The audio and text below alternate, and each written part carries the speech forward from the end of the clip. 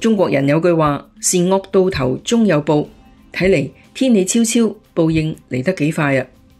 ！2019年，當香港社會陷入極度混亂，暴徒四處打砸燒，警方呢以最克制嘅手段嚟到應對暴亂嘅時候，西方媒體就以警暴嚟到形容保護市民同埋維持社會秩序嘅執法者，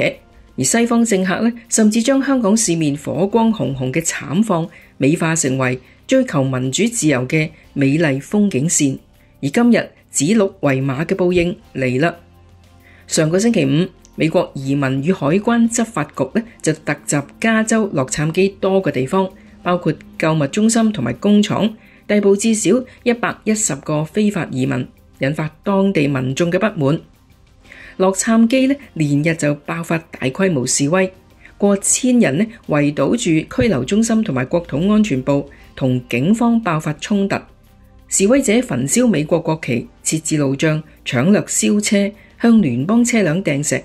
警方呢就發射催淚彈同埋胡椒噴霧驅散群眾，示威者用磚頭嚟到還擊。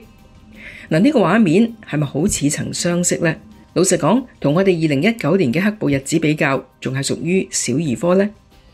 一模一樣嘅抗議，美國政客呢就冇叫佢做美麗風景線。管治者唔單止火速列為動亂，叫示威者叫做暴徒，更加以戰士級嘅水平呢嚟到應對。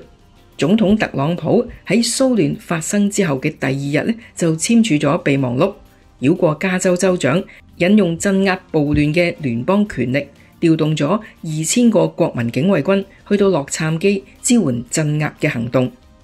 國防部長海格塞斯呢更加話，示威已經構成嚴重嘅國家安全風險，針對聯邦機構同埋設施嘅暴力同埋破壞行為呢不可容忍。海軍陸戰隊已經高度戒備，如果暴力持續呢，就會隨時動員出動。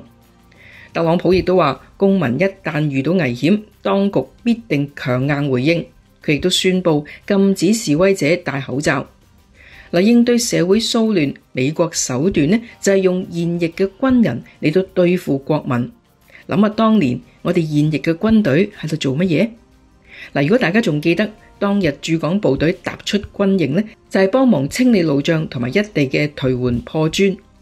因為嗰年嘅香港，連執起一塊磚、搬走堵路嘅雜物，甚至講句唔啱聽嘅說話呢，都成為咗高危動作。一個男士因為咁俾人兜頭以坑渠鐵蓋打暈，